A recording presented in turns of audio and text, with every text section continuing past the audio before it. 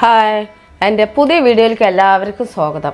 ഞാനിന്നിവിടെ ഉണ്ടാക്കാൻ പോണത് പഴം വെട്ട് കേക്കാണ് ഞാൻ ഉണ്ടാക്കാൻ പോണത്. വെട്ട് കേക്ക് എന്ന് എല്ലാവരും പറയണത് കേട്ടിട്ടുണ്ടാവും. എല്ലാ കടകളിലും കിട്ടും. നമ്മൾക്ക് എവിടെ പോയാലും ചായക്കടകളിലായിട്ടോ തട്ടുകടകളിലായിക്കോട്ടെ ഒരു ഹോട്ടലിലായി പോയാലും നമുക്ക് ഈ വെട്ട് കേക്ക് ആ കണ്ണാടി കൂട്ടി കാണുമ്പോൾ തന്നെ നമുക്ക് നല്ല ടേസ്റ്റ് ചെയ്യണം, രണ്ടെണ്ണം വാങ്ങിച്ച് കഴിക്കാനേ തോന്നുള്ളൂ. അധികം ആൾക്കാർ പൊതിഞ്ഞ് വീട്ടിൽ കൊണ്ടുവരുന്നതും ഈ വെട്ട് കേക്കാണ്. പഴം വെട്ട് കേക്ക് എന്ന്, അതായത് പഴം കൊണ്ടുള്ള ആ വെട്ട് കേക്ക് അധികം കേട്ടിട്ടുണ്ടാവില്ല. പക്ഷെ പ്രത്യേകം നല്ല ടേസ്റ്റിയാണ്. പെട്ടെന്ന് നമുക്ക് വീട്ടിൽ തയ്യാറാക്കാനും പറ്റും. കുട്ടികൾക്കായിക്കോട്ടെ വലിയവർക്കായിക്കോട്ടെ എല്ലാവർക്കും സിമ്പിളായിട്ട് ഉണ്ടാക്കി സിമ്പിളായി കഴിക്കാം. വളരെ ടേസ്റ്റിയും ആയിരിക്കും. അപ്പോൾ അതിലേക്ക് എന്തൊക്കെയാണ് വേണ്ട സാധനങ്ങളെന്നൊന്ന് പരിചയപ്പെടുത്തിയാലോ. ഫസ്റ്റ് വേണ്ടത് നമുക്ക് നേന്ത്രപ്പഴം, ബൂസ്റ്റ്, കോർലിക്സ്, മൈദ, പഞ്ചസാര, ഉപ്പ്. ഇത്രയായിട്ടുമാണ് നമ്മൾക്കിപ്പോൾ ഈ പഴം വെട്ട് കേക്കിന് വേണ്ടത്. ഫസ്റ്റ് വേണ്ടത് നമുക്കൊരു ഏതെങ്കിലും ഒരു ജാർ എടുക്കുക. ഇത്തിരി വലിയ ജാറായിരിക്കണം. ഒരു ജാർ എടുത്തോ. അതായത് നേന്ത്രപ്പഴം നല്ല പഴുത്ത അങ്ങനെ കറുത്തതായിരിക്കണം, നല്ല ടേസ്റ്റ് കിട്ടുള്ളൂ. രണ്ടെണ്ണം ഞാനിപ്പോൾ എടുത്തിട്ടുണ്ട്. ഞാൻ രണ്ടെണ്ണം വെച്ചിട്ടാണ് ചെയ്യണത് കാണിച്ചു തരുന്നത്. ഒന്നും ചെയ്യാനില്ല, കുറച്ചിങ്ങനെ മുറിച്ചിട്ടിട്ടോളൂ.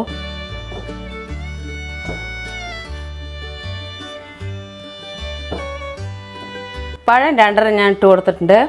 2 ഏലക്കായ് പൊടിച്ചതാണ്. ഇനി നമുക്ക് 5 രൂപൻ്റെ ഒരു കോർലിക്സ് ഇതിൽ കൊട്ടിക്കൊടുക്കാം. 5 രൂപൻ്റെ ബൂസ്റ്റ് കൊട്ടിക്കൊടുക്കാം.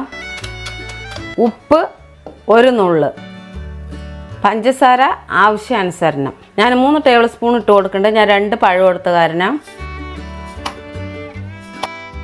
നല്ല പോലെ ഒന്ന് അടിച്ചെടുക്കണം. ഇപ്പം നമുക്ക് പാത്രത്തിൽ ഒഴിച്ചു കൊടുക്കുക. നല്ല പോലെ അടിച്ചിട്ടുണ്ട്, നോക്കിക്കോളൂ. ഇതാ. ഇനി അടുത്തതായിട്ട് നമുക്ക് വേണ്ടത് ഇതിൽ മൈദ ഇട്ട് നല്ല പോലെ കുഴച്ചെടുക്കണം. മൈദ ഇത്ര കണക്കില്ല. നമ്മൾക്ക് ഇത് നല്ല എന്താ പറയുക, ഗോതമ്പ് മാവ് കുഴച്ചിട്ട് ആ ടൈറ്റ് ഉണ്ടല്ലോ അത്രയും ടൈറ്റിൽ നല്ല പോലെ ഒന്ന് കുഴച്ചെടുക്കണം. അപ്പോൾ ഞാൻ ഇപ്പോൾ ഇതിൽ മൈദ ഇട്ട് കൊടുക്കേണ്ടത് നോക്കിക്കോളൂ. ലേശം ഇട്ട് കുഴക്കാൻ പറ്റുള്ളൂ, ഒന്നിച്ച് കൊട്ടാൻ പാടില്ല. നമുക്ക് ആവശ്യാനുസരണം ഇത് ടൈറ്റ് ആകണ വരെ.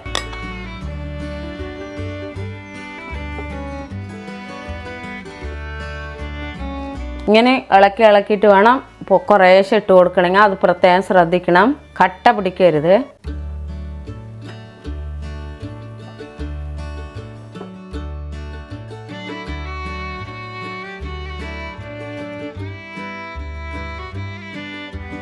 അപ്പം അങ്ങനെ കുഴച്ച് ഈ പരുവമാക്കി. എനിക്ക് 1.5 കപ്പ് മൈദ വേണ്ടി വന്നു ഇങ്ങനെ ആക്കി എടുക്കാൻ.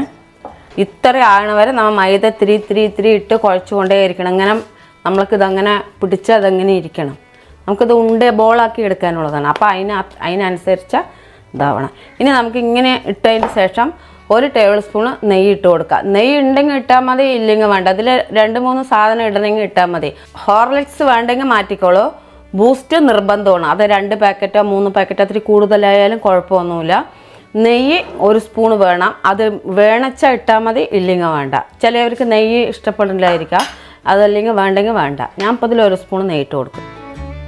ഇപ്പോൾ ഇങ്ങനെ ഉരുകി വരുമ്പോൾ 1 ടേബിൾ സ്പൂൺ ഉണ്ടാവും. അതിട്ടിട്ട് നല്ലപോലെ ഞാൻ കുഴച്ചെടുക്കും. എത്ര കുഴക്കണോ അത്ര നല്ല ടേസ്റ്റ് കിട്ടും. അപ്പോൾ അങ്ങനെ നല്ല പോലെ നെയ്യൊക്കെ ഇട്ട് കുഴച്ച് ഇങ്ങനെ ആക്കിയിരിക്കണം. നമുക്ക് ചെറിയ ബോളാക്കി എടുക്കേണ്ടതാണ്. ഇങ്ങനെ ആക്കി എടുക്കണം. എടുത്ത് വയ്ക്കുക, 2 മിനിറ്റ് എടുത്ത് വയ്ക്കുക, അങ്ങനെയൊന്നും വേണ്ട. നമുക്ക് പെട്ടെന്ന് തന്നെ ബോളാക്കാം. ചെറിയ ബോളാക്കി എടുക്കുക. അതായത് ഒരു നാരങ്ങൻ്റെ വലിപ്പം ആക്കിക്കോളൂ.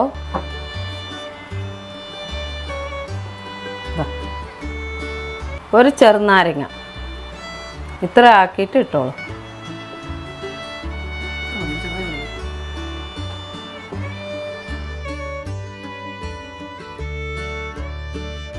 എല്ലാം ബോളാക്കി കഴിഞ്ഞു. ഒരു ചെറുനാരങ്ങൻ്റെ വലിപ്പമാണ്. അത് വളരെ ശ്രദ്ധിക്കേണ്ട കാര്യമാണ്. ഇനി നമുക്ക് കുക്കിങ്ങിലേക്ക് കിടക്കാം. ഒരു പാന് വെച്ച് കൊടുക്കാം. പാനോ വേറെ ചീനിച്ചട്ടി എന്താ ഇഷ്ടമുള്ളോ അത് ഏത് പാത്രം വേണമെങ്കിലും വെച്ച് കൊടുക്കാം.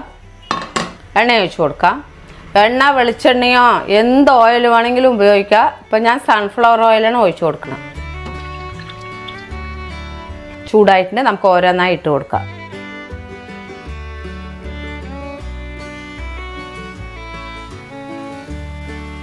ഇടയ്ക്കിടയ്ക്ക് ഒന്ന് മറിച്ചിട്ട് കൊടുക്കണം.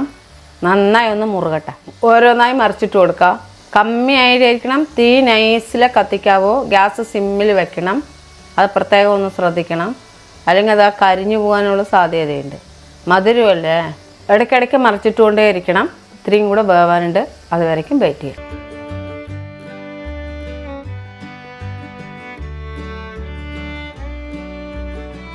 പഴം വെട്ട് കേക്ക് റെഡി ആയിട്ടില്ല. അതിൻ്റെ വേവ് എങ്ങനെയാണ് ഞാൻ കാണിച്ചു തരാം. വരൂ, ഇത് കണ്ടില്ലേ, ഇതിങ്ങനെ പൊട്ടണം. പൊട്ടിയാലേ അതിൻ്റെ ഇത് വരുള്ളൂ. അതാണ് വെട്ട് കേക്കിൻ്റെ. അപ്പം ആ വെന്തു എന്നാണ് അതിൻ്റെ പരുവം. നമുക്കിതിനെ കോരിയെടുക്കാം.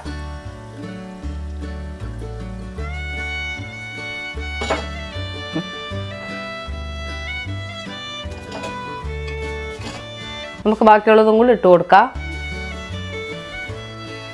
അപ്പം അങ്ങനെ നമ്മുടെ അവസാനത്തെയും കൂടെ ആയി. ഞാൻ ഗ്യാസ് ഓഫ് ആക്കണോ. നമുക്കിതും കൂടി കോരിയിടാം.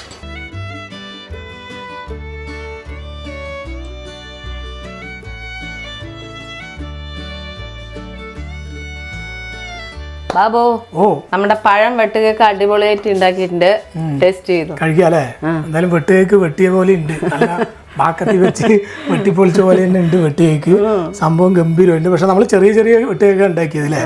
പല രീതിയിലും വലുതും കണ്ടിട്ടുണ്ട്, ചെറുതും കണ്ടിട്ടുണ്ട്, മീഡിയവും കണ്ടിട്ടുണ്ട്. നമ്മൾ ഒരു ചെറിയ സൈസിലുള്ള വെട്ടുകേക്കാണ് നമ്മുടെ പുഷ്പമ്മ അടിപൊളിയായിട്ട് ഉണ്ടാക്കി തന്നത്. മറ്റുള്ള വെട്ടുകേക്ക് പോലെയല്ല, പഴം വെട്ടുകേക്ക് ഒരു വെറൈറ്റിയാണ് പഴം വെട്ടുകേക്ക്. അപ്പൊ എന്തായാലും ഇത് കഴിച്ച് നോക്കാം. അത് ഗംഭീരം. വെട്ടി വെട്ടി പൊളിഞ്ഞ് ഇത് വേകുന്ന സമയത്ത് ഇങ്ങനെ പൊളിഞ്ഞ് വരികയാണ്. ഇത് കണ്ടില്ലേ, വിണ്ട് പൊളിയും. ഇത് നല്ല സോഫ്റ്റ് ആണ്. ഇതാ കാണുമ്പോൾ തന്നെ അറിയാം.